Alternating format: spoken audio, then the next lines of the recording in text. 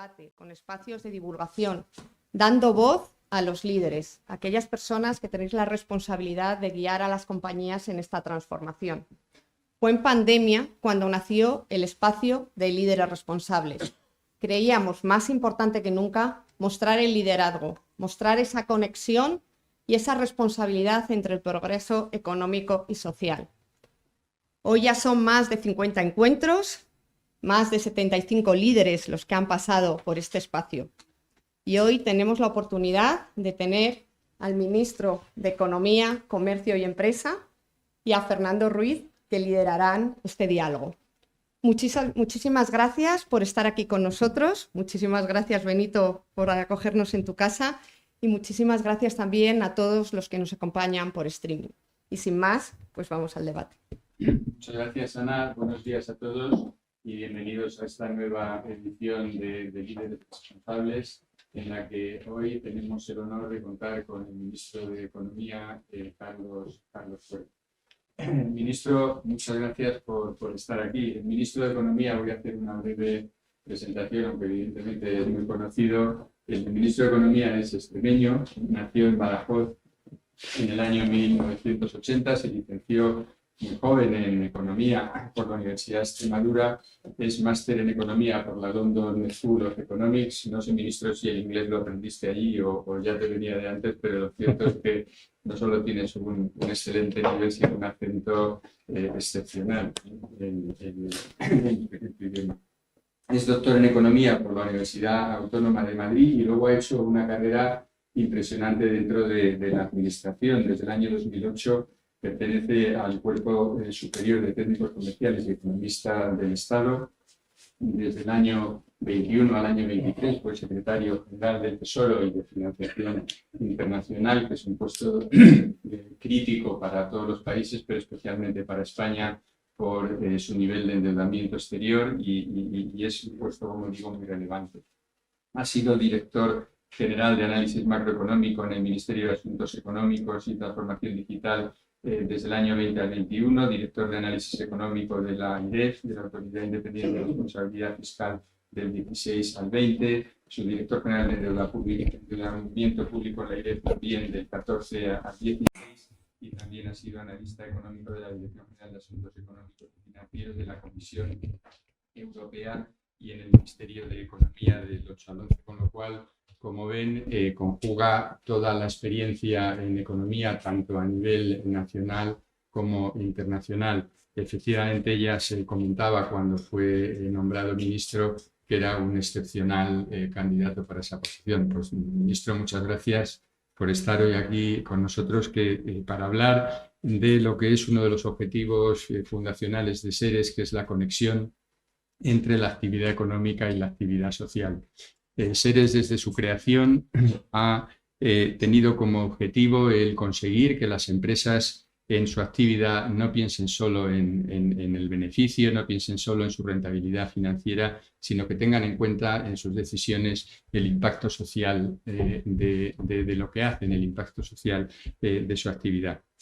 Y precisamente este aspecto de la economía humanista es un aspecto que tú has destacado frecuentemente en tus intervenciones, ¿no?, como un elemento fundamental. Y es un aspecto que en los últimos años pues, vivió un momento álgido con la pandemia, donde bueno, esta circunstancia exigió a toda la sociedad, a las instituciones y también a las empresas que demostrasen que estaban comprometidas con este compromiso social, y efectivamente estuvieron a la altura, y las empresas dieron muestras por todo de ayuda, de aportación económica y de todos los sentidos. Pero lo cierto es que después de lo que estamos viviendo con la guerra de Ucrania, lo que estamos viviendo con el tema de Palestina, bueno, y quizá no sé si por esto, pero también en Estados Unidos han empezado a surgir algunos movimientos con demandas hacia fondos por parte de inversores, diciendo que, bueno, que ellos lo que quieren es rentabilidad económica y que eso de la rentabilidad social que no está dentro de los objetivos. Y parece que se está viviendo un cierto, como diría yo, cuestionamiento de todos estos aspectos que se habían que se habían puesto de manifiesto con intensidad en la pandemia. Y yo quería empezar el diálogo precisamente preguntándote, ministro, de cómo ves desde tu atalaya esta situación. Es decir, ¿cómo crees que si todo esto está influyendo mucho en el proceso? ¿Cuál es tu opinión? Bueno, muchas gracias por la presentación y por la invitación. Es un placer estar hablando aquí con todos vosotros hoy de esta economía humanista, ¿no? De cómo poner a las personas, a los ciudadanos en el centro de la actuación de política económica. Yo creo que esto que comentabas es probablemente la clave, cómo estamos siendo capaces de incorporar o de cambiar la narrativa con respecto a lo que supone ampliar el espectro de elementos que las empresas tienen que considerar a la hora de tomar decisiones, ¿no? No solo quedarnos o quedarse en el ámbito estrictamente financiero, de rentabilidad financiera, sino entender que este concepto de rentabilidad va más allá. Y esto para mí tiene, yo creo que una dimensión importante, que es la dimensión temporal. Cuando yo lo veo mucho desde el punto de vista macro, cuando hablamos del patrón de crecimiento en España ahora mismo, cuando hablamos de un patrón de crecimiento que tiene que ser equilibrado para que sea sostenible, pues yo creo que la situación a nivel empresarial es parecida, ¿no? Cuando lo vemos desde el punto de vista macro, nosotros necesitamos y vamos buscando precisamente que estas buenas cifras de crecimiento que hemos tenido en estos últimos años, como con una recuperación muy fuerte y que vemos también en este inicio de 2024. Mañana tendremos las cifras del PIB para este primer trimestre, pero los analistas anticipan unas buenas cifras, ¿no? Cuando miramos, por ejemplo, a IREF u otros investigadores, lo que vemos es que este primer trimestre, también acudiendo, por supuesto, a la información que ya se ha publicado, ¿no? Por ejemplo, una muy buena evolución de la afiliación, o la EPA, que cuando miramos el otro día en términos desestacionalizados, yo creo que estábamos hablando de un crecimiento en torno al 0,54%. Entonces estamos hablando de un patrón de crecimiento que se mantiene también, un crecimiento robusto en este 2024.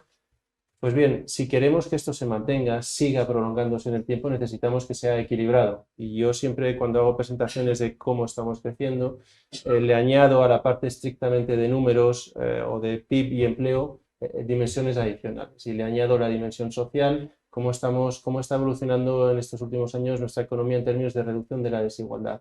Estamos consiguiendo reducir la tasa de paro, aunque todavía estamos, y lo podemos comentar también más tarde, en niveles de desempleo elevados cuando nos comparamos con nuestros pares europeos, pero en el último año hemos bajado otro punto adicional a nuestra tasa de paro, 2 puntos en el caso de los jóvenes, es decir, que estamos siendo capaces de poco a poco darle dentelladas, como suelo decir yo, a este gran reto de la economía española. Miramos también el número de jóvenes que siguen estudiando, es decir, que no salen al mercado de trabajo a una edad demasiado temprana que luego les pueda suponer una rémora. Miramos, por ejemplo, elementos adicionales como pueda ser la reducción de la pobreza, la reducción también de la desigualdad de la propia distribución de la renta, que nos aseguran que hay un elemento de justicia social, de reparto justo en ese crecimiento, que supone también una mayor sostenibilidad hacia adelante.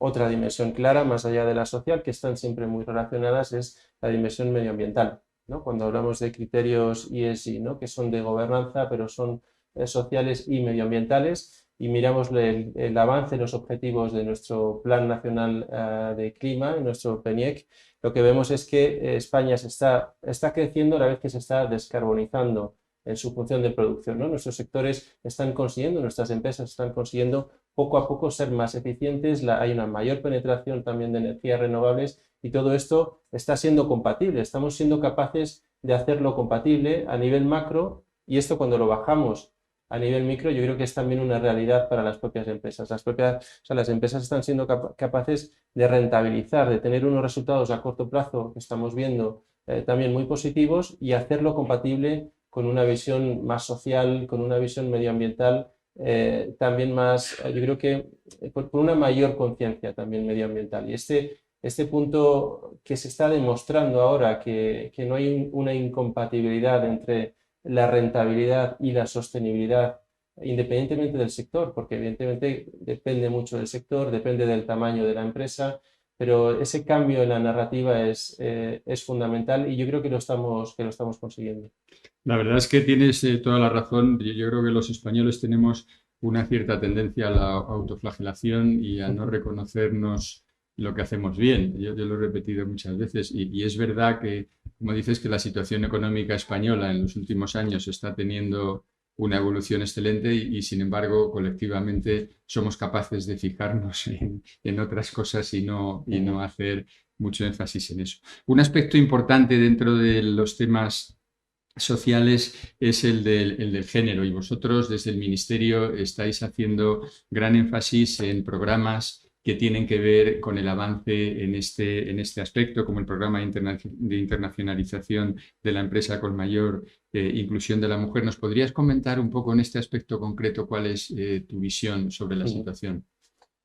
Bueno, antes que nada, y conectándolo con la pregunta anterior, yo creo que esta sensación de aprovechamiento del talento, precisamente un argumento económico para seguir avanzando en la reducción de las brechas que tienen que ver con el género, es el ángulo de entrada directo que lo conecta con ese elemento de rentabilidad. Hay estudios del Fondo Monetario Internacional que señalan claramente que el desaprovechamiento de esa parte de la fuerza laboral puede suponer rémoras de hasta el 10% a corto o medio plazo, ¿no? Yo creo que aquí tenemos que ser todos conscientes de que más allá de un elemento de justicia, de un elemento moral o ético que supone el cerrar todas estas brechas, donde yo creo que podemos decir que hay prácticamente un consenso ahora mismo en nuestra sociedad, es un elemento de eficiencia económica y en ese sentido tenemos que seguir avanzando. Ya se han producido importantes avances. En los últimos 5 años se ha reducido la brecha en 5 puntos porcentuales. Sigue siendo todavía elevada, tenemos que seguir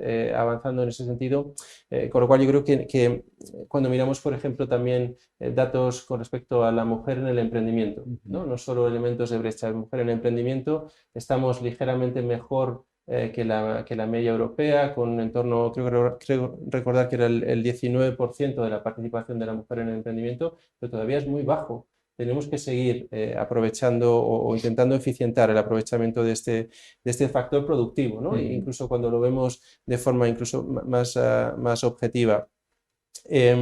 Distintas iniciativas, pero yo creo que es importante verlo de manera horizontal u holística. Hay una iniciativa, desde luego, relacionada con lo que podemos hacer a través de los distintos instrumentos financieros que tenemos. Hablabas de ICEX, tenemos el programa de internacionalización en femenino, tenemos otro programa que está funcionando muy bien, que es Desafía en el femenino. Y aquí el objetivo, los grandes objetivos son precisamente adaptar, dar un asesoramiento específico que permita ser conscientes de los temas de género y cómo influyen en reglas no escritas, costumbres a la hora de acceder precisamente a los mercados internacionales y que faciliten el acceso y la internacionalización de estas empresas lideradas por mujeres, además de, por ejemplo, el acceso a distintas fases de escalado, de aumento de tamaño para nuestras startups, para esas pymes más tecnológicas y avanzadas. Elementos de actuación, también transversal, volviendo a los buenos datos del mercado de trabajo, yo creo que tenemos que ser conscientes de que la buena evolución del mercado de trabajo en estos últimos años viene de la mano de esa buena evolución o buenos resultados en el caso del empleo femenino. Hemos conseguido en afiliación llegar por encima de los 10 millones de afiliadas. Además, estamos con niveles por encima del 80% de estabilidad de empleos indefinidos también en el sector, en las mujeres. Y yo creo que estos son datos que no vienen solos. Evidentemente hay un elemento de recuperación, de fortaleza de la recuperación, pero está el impacto de la reforma laboral, el impacto de medidas muy importantes para las mujeres, como es la subida del salario mínimo interprofesional, que ha afectado en su mayor parte a mujeres también, y esto tiene un efecto positivo y podemos verlo también posteriormente, no solo a nivel de justicia social, sino también a nivel macro, en cuanto cuando hablamos de las grandes cifras, ¿no? de crecimiento.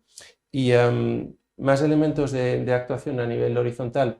Tenemos también la ley de paridad que seguimos tramitando y es otra ley importante y más que nada, y con este argumento me gustaría cerrar esta respuesta, porque desde el sector público podemos ir avanzando, podemos empujar con normativa para que se vaya cumpliendo esta igualdad efectiva también en los consejos de administración, pero lo que vemos es que el sector privado ya viene avanzando en los últimos años, sobre todo en el caso de las grandes empresas cotizadas. En el IBEX 35, en los últimos años vemos que se ha incrementado, y en los últimos 10 años, del 14,3 al 37,3, 23 puntos, la presencia de mujeres en órganos, en consejos directivos de estas grandes cotizadas. Luego, evidentemente, tienen que arrastrar al resto de nuestro sector productivo y ahí tenemos que ir ayudando también desde el sector público, pero son buenos datos donde yo creo que lo que podemos comprobar es que nuestras empresas van respondiendo también a esa demanda social, a ese consenso que hay de una necesidad de una mayor participación de la mujer.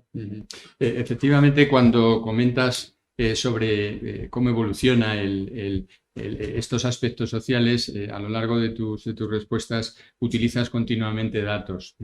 Precisamente este es uno de los aspectos donde desde Seres más estamos trabajando, porque al igual que en el aspecto medioambiental, hemos conseguido internacionalmente un índice que es la huella de carbono, sobre el que girar cuál es el impacto que un país, una institución, una empresa está teniendo. En los temas sociales el tema está mucho más indefinido, y es evidente que si no conseguimos medirlo, al final pues perdemos una gran parte de la atracción, porque no somos capaces ni de comunicar objetivos, ni de hacer un seguimiento sobre cómo se están alcanzando o no. Por eso, desde Seres llevamos 2 años trabajando en la creación de un índice, la creación de un mapa de huella social, que esperamos tener ya para 2 sectores terminado a finales de julio de este año, y lo presentaremos en el primer trimestre del año que viene, con el objetivo de establecer unos índices homogéneos por sector, que en muchos aspectos serán generalizables a todos los sectores, pero en otros no, porque no tiene nada que ver cómo afecta desde el punto de vista social una inmobiliaria con cómo afecta un banco, ¿no? Y a mí me gustaría saber cuál es tu visión en este sentido. ¿Cómo crees que se puede mejorar y cómo crees que económicamente está evolucionando la percepción sobre los intangibles y este impacto social en el mundo empresarial en cuanto a valorar una empresa? Vamos, te agradezco la pregunta, porque efectivamente, como bien dices, nosotros somos muy data driven, ¿no? Es decir, que estamos muy obsesionados con ir comprobando con datos, con evidencia empírica, no solo cuál es la realidad, sino cuáles son los efectos de las medidas que vamos introduciendo. Y aquí, de nuevo, si me permites ir de lo macro a lo micro, cuando hablamos en términos macro, llevamos ya varios años, desde 2020-21, sobre todo a raíz de la pandemia, nosotros desde el Ministerio intentando avanzar un concepto más amplio que el propio PIB, que luego cuando lo aterrizamos en la empresa es una situación similar, ¿no? Esta iniciativa que se conoce como Beyond GDP, es decir, más allá del PIB, que intenta introducir elementos adicionales, dimensiones adicionales en la consideración de cómo están evolucionando nuestras economías en estos años y cómo cómo tenemos que cambiar nuestra percepción a la hora de medir efectivamente el crecimiento que se está produciendo, porque hay que ponerle apellidos a ese crecimiento, ¿no? Si es un crecimiento que se está haciendo, como decíamos al principio, a costa o no de una mayor desigualdad social, es un crecimiento que se está consiguiendo hacer siendo más eficiente también en su función de producción en cuanto al uso de este capital natural, ¿no? de los recursos naturales. Pues bien, todo esto yo creo que cuando lo aterrizamos a nivel de la empresa, efectivamente vamos quizá un pelín por delante en este caso, porque toda la normativa que se está desarrollando está empujando poco a poco a las empresas a mirar más allá de su cuenta de resultados estrictamente y a tener no solo en elementos taxonómicos verdes, sino también en la parte social, una visión más clara de cuál está siendo su huella, ¿no? de impacto aquí en este caso. Y bueno, hay iniciativas a nivel europeo, de hecho estamos ahora en plena transposición, ¿no? de la directiva con respecto a los informes de sostenibilidad corporativa, donde este tipo de análisis desde luego que nos van a ayudar y nos van a ser muy útiles, porque yo creo que hay otro punto también esencial, que es que tenemos que ser conscientes de que no todas las empresas son iguales. Y hay un elemento también importante de proporcionalidad a la hora de considerar el tejido productivo, no solo en cuanto a los sectores y el impacto diferencial por sectores, sino al tamaño empresarial. El coste de este tipo de shock informacional o regulatorio para las empresas depende muy mucho de su tamaño y de su capacidad también a corto plazo de ser capaz de adaptarse a este nuevo entorno. Y bueno, la nueva directiva afecta directamente a unas 49.000 de las grandes, pero poco a poco se va permeando y va llegando también a las pequeñas, y hay que ser capaces de hacer esa transición lo más suave posible, introduciendo, como decía antes, estos conceptos también de proporcionalidad. Ministro, por resumir todo lo que estamos comentando, ¿cuáles son, en tu opinión, los principales retos que tenemos como país en la actualidad alrededor de la sostenibilidad social y de la inclusión? Es una pregunta muy amplia, pero yo creo que hemos apuntado ya algunos de los elementos, ¿no? El primero es ahondar o profundizar en ese componente redistributivo del crecimiento. Creo que esta es una parte muy importante, que se vea que tanto cuando estamos creciendo como cuando hay algún shock, y ahora iré a la parte del shock, hay una distribución justa de los beneficios y también de los costes, ¿no? Que nuestros ciudadanos tengan esa sensación de que, vale, las grandes cifras van bien, pero esto acaba afectando también de manera positiva a todo el mundo. Aquí muchas veces es un elemento de narrativa, también de comunicación, más allá de las políticas efectivas, ¿no? Hay esa desconexión que se ve en encuestas en España con el CIS, pero se ve a nivel internacional entre cuál es tu situación financiera, personal o familiar y cuál es la situación agregada de tu país, donde tu situación suele ser normalmente buena o muy buena, pero tienes una percepción, diríamos, más negativa de la situación agregada. Hay que ser capaces de transitar y de que haya una mejor conexión entre estos dos niveles.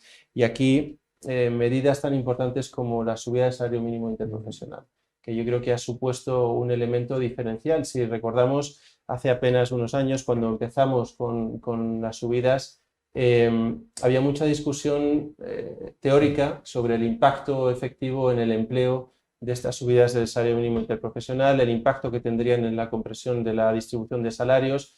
Pues bien, hemos visto que se ha podido subir el salario mínimo interprofesional sin un coste en el empleo, o con un coste, si es que lo ha habido, desde luego tan marginal que no se está pudiendo cuantificar de manera significativa.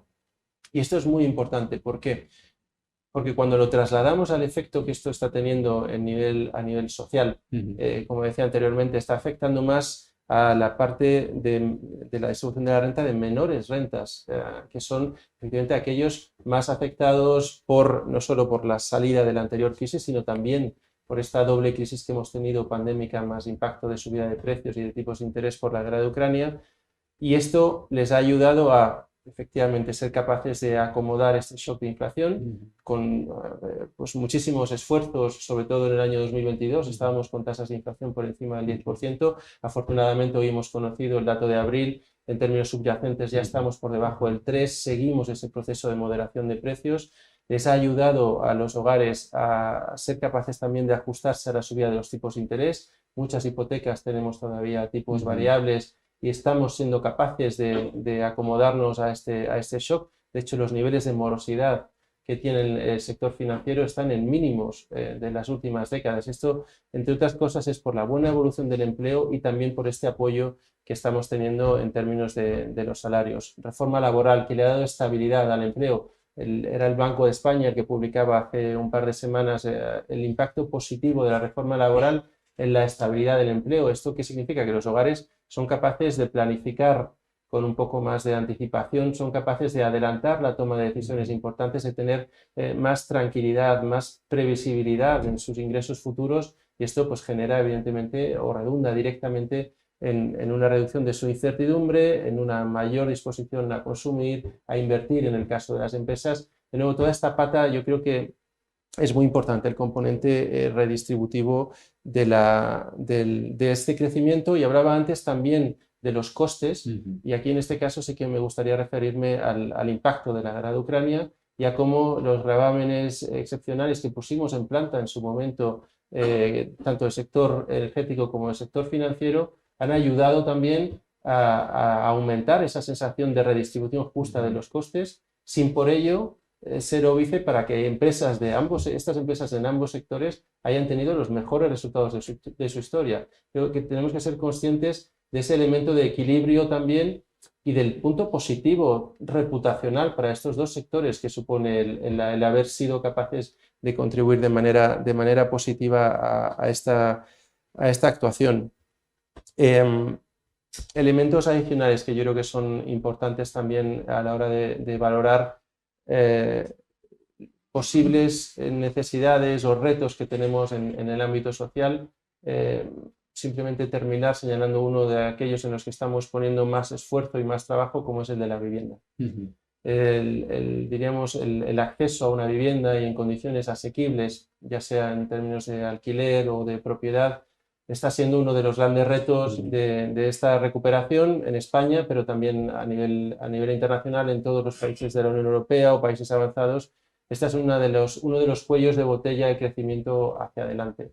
Y evidentemente también es un elemento importante a la hora de integrar esa dimensión social, de ver cómo nuestros jóvenes, por ejemplo, son capaces de emanciparse, son capaces de plantearse un proyecto de vida, y esto, de nuevo, es un problema económico con repercusiones eminentemente sociales. Estamos avanzando, como decía antes, mirando, por supuesto, con un diagnóstico esencial de cuáles son los problemas que vienen en gran medida por parte de la oferta, con una inversión en construcción que se desplomó después de la crisis financiera y que todavía no ha recuperado esos niveles. Desde luego, nadie quiere, yo creo, volver a un elemento de boom en el sector de la construcción, pero sí que tenemos que ir a un estado estacionario que sea más sostenible y que provea esas viviendas adicionales, y ahí que vamos a necesitar, y ahí estamos trabajando, por ejemplo, reduciendo los tiempos para las licencias de obra, o aumentando también modificando la ley de suelo para dar más flexibilidad, colaborando a través de los fondos del plan de recuperación, no solo para rehabilitación de viviendas, sino para la construcción de viviendas asequibles, y luego para alquiler asequible. Y luego, cuando identificamos algún cuello de botella, por ejemplo, en la demanda, en este caso en los jóvenes, donde precisamente a raíz de la última crisis financiera, por motivos de supervisión prudencial, a los bancos ya se les exige que para cualquier hipoteca haya como máximo den el 80%, ¿no? del crédito, del valor de la hipoteca como crédito, es decir, que tengas que tener ese 20% ahorrado.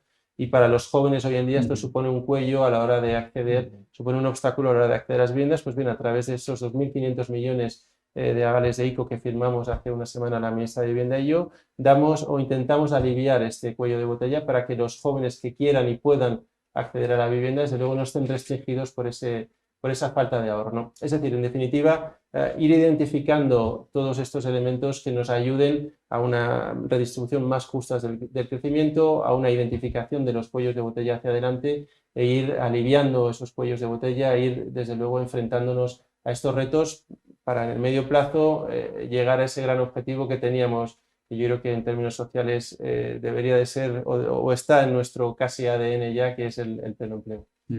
Has mencionado un aspecto que es básico en general, pero para el mundo empresarial en particular, que es el aspecto reputacional. Sí. De hecho, pues antes de la pandemia estábamos en una situación donde se estaba produciendo una separación o dicotomía entre, digamos, el mundo empresarial y la sociedad, su imagen. Vemos que en la pandemia eso se recuperó.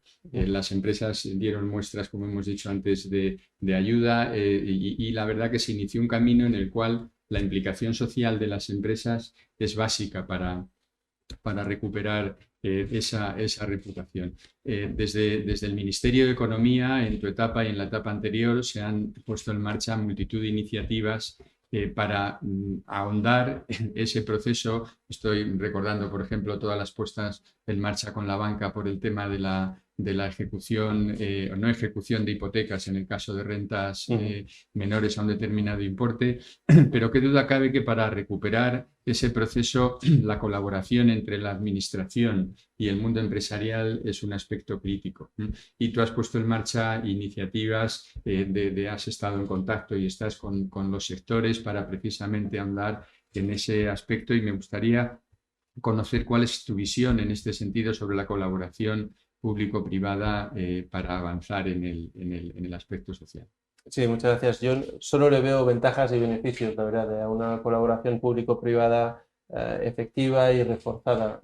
Me alegra que cites el ejemplo del esfuerzo que hemos hecho con el sector financiero en los últimos años, porque desde 2021 hemos venido trabajando de manera muy intensa con el propio sector que ha avanzado en líneas de autorregulación para ser capaces precisamente de dar respuesta a una demanda social, en este caso la de inclusión en el ámbito financiero. Esta demanda de inclusión tiene dos vertientes, la vertiente de los mayores o personas con discapacidad, pero también la vertiente rural. Y se ha avanzado en ambas, con resultados que las propias asociaciones están reconociendo, resultados positivos. De nuevo, esto es un proceso continuo y hay que seguir avanzando, pero yo sí que quiero reconocer ese esfuerzo que se ha hecho por parte del sector financiero porque es muy importante a la hora de tener resultados tangibles y se está haciendo, como decías, en un ámbito de colaboración y en un ámbito de autorresponsabilidad. Y yo creo que son elementos, de nuevo, como tú bien decías al inicio de la pregunta, que tienen en el centro de su actuación al ciudadano. Y esto redunda además positivamente en la propia reputación del sector y de nuevo es otro círculo virtuoso que conseguimos con este tipo de actuaciones, incluyendo también en particular ese gran objetivo que tenemos de llegar al 100% del territorio con una cobertura de servicios financieros personalizados. Es importante que tengamos este acceso.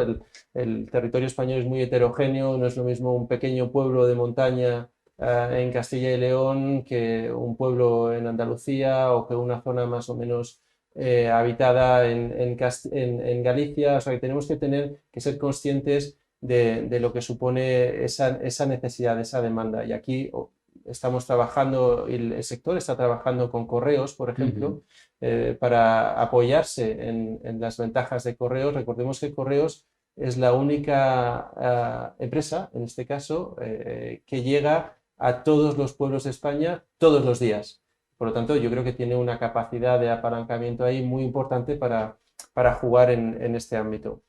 Luego, elementos adicionales de colaboración público-privada, el plan de recuperación. Yo creo que más allá de, por supuesto, las líneas ICO que ayudaron y mantuvieron a muchas empresas a flote durante la pandemia, donde la colaboración del sector financiero para ayudar a dar más granularidad a todas estas medidas fue fundamental, pues ahora con el plan de recuperación, tanto con los PERTE, esos grandes proyectos estratégicos donde prevemos que se inviertan 40.000 millones desde el Estado, pero que esto apalanque unos 60.000 millones por parte del sector privado.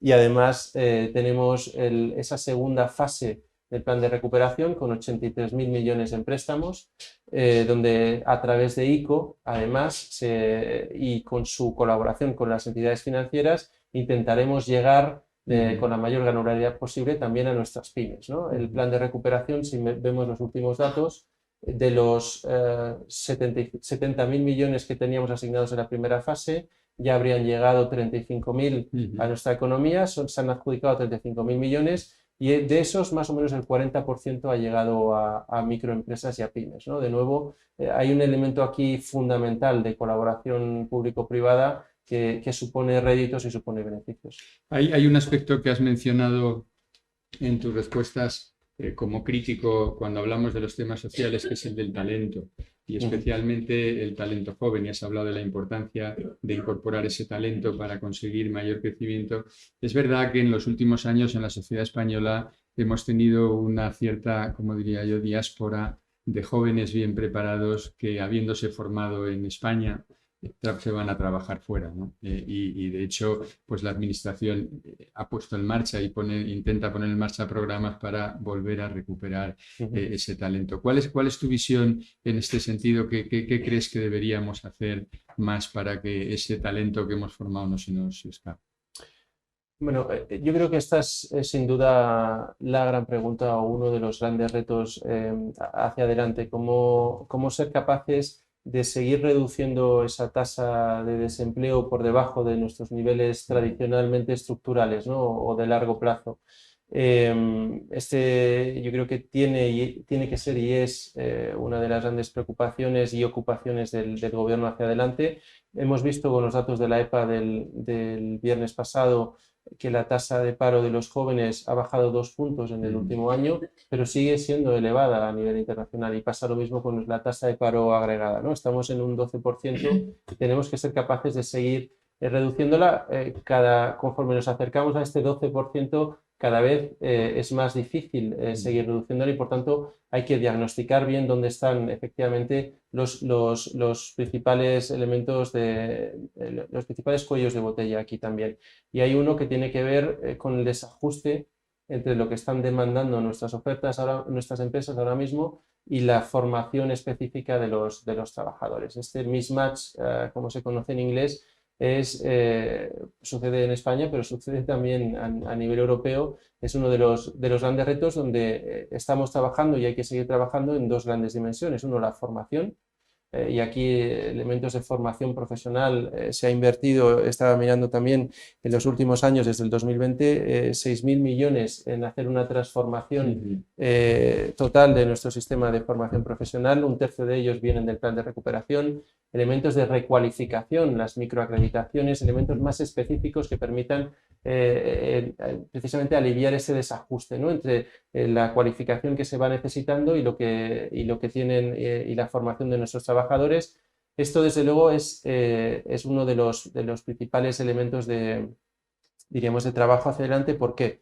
Porque estamos en un proceso de transformación, de modernización de nuestra economía, y eso lo que va a requerir son pues un aumento en la cualificación en estos sectores de mayor valor añadido de nuestros trabajadores. Tenemos que acompañarles hacia esa mejora en sus cualificaciones. Esto a veces se conoce como la cadena de valor del talento, ¿no? Ser capaces precisamente de reforzar ese elemento de necesidad de formación continua de nuestros trabajadores, para poco a poco ir reduciendo esa tasa de paro en el margen, y hacer que además trabajadores de alta cualificación pues tengan esas oportunidades y se queden en España. Y me gustaría, ministro, terminar con una pregunta alrededor de la tecnología y su impacto en el tema del social y la desigualdad. Es evidente que alrededor de la tecnología se están generando cantidades ingentes de valor que no se están redistribuyendo de manera, digamos, no ya igualitaria, sino razonable, haciéndose o generándose concentraciones de valor, como vemos en bolsa, de trillones de dólares. Y yo creo que en gran parte esto se produce porque tenemos un sistema regulatorio y fiscal diseñado para el mundo analógico, y que todavía no hemos sido capaces de diseñar figuras que sean capaces de recaudar alrededor de todo este proceso. Bueno, los sindicatos plantean el que paguen seguridad social las máquinas. Lo digo con un poco digamos, de una visión extrema, pero que en el fondo, si cada vez nos mecanizamos más y usamos más la tecnología y seguimos cargando los impuestos en el empleo tradicional, pues es evidente que algo deberíamos de pensar. Y me gustaría acabar preguntándote cuál es tu visión desde una atalaya como la tuya en este sentido, y si internacionalmente se está trabajando en algo para intentar capturar al menos una parte de ese valor y contribuir a todo este proceso digamos, social. No, esa es una excelente pregunta, y te responderé directamente que sí.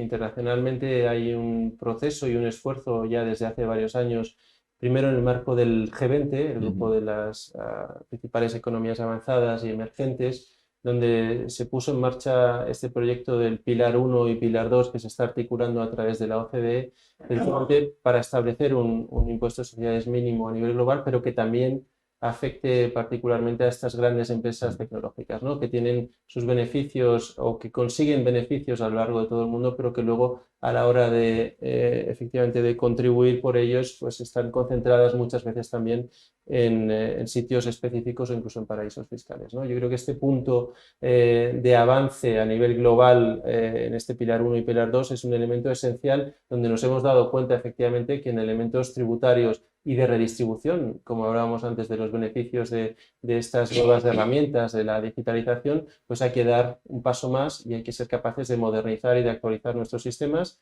Y luego, además, un avance o una discusión que se está teniendo en el marco del G20 que lidera Brasil en este año 2024 es el establecimiento de un impuesto a los multimillonarios, ¿no? Que es otra de las grandes discusiones que muchas veces están también relacionados con estas grandes empresas digitales, ¿no? Con estos grandes gigantes digitales. En fin, que yo creo que sí que hay una cierta conciencia de la gran capacidad de explotar estos recursos. Precisamente en este caso, en el marco del G20, se habla de la utilización de los recursos que saldrían de aquí. Estamos hablando de hasta 250.000 millones, es decir, mucho dinero para ayudar a los países menos desarrollados en su transición verde y que ellos no tengan que elegir entre desarrollarse y hacerlo hacerlo teniendo menos impacto en términos climáticos, ¿no? Que esos dos objetivos para ellos pueden ser también compatibles.